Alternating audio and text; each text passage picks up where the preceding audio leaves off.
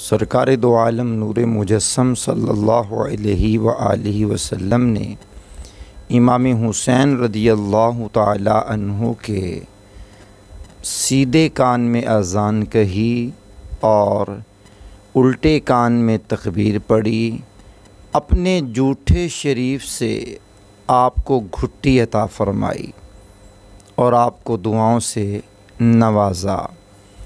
आप सल्लल्लाहु अलैहि व आलिहि वसल्लम ने 7वें दिन एक बकरी से आपका अकीक़ा किया और ख़ातून जन्नत फ़ातिमतुज़्ज़हरा रदियल्लाहु ताला अन्हा से इरशाद फरमाया, हसन की तरह हुसैन का भी सर मुंडवाकर बालों के वज़न के बराबर चांदी खैरात करो। क्या बात है! आला हज़रत अज़ीमुल बरकत ने क्या खूब इस ख़ानदान को सलाम अक़ीदत पेश किया। फरमाया, क्या बात रज़ा उस चमनिस्तान करम की, ज़हरा है कली जिसमें हुसैन और हसन फूल।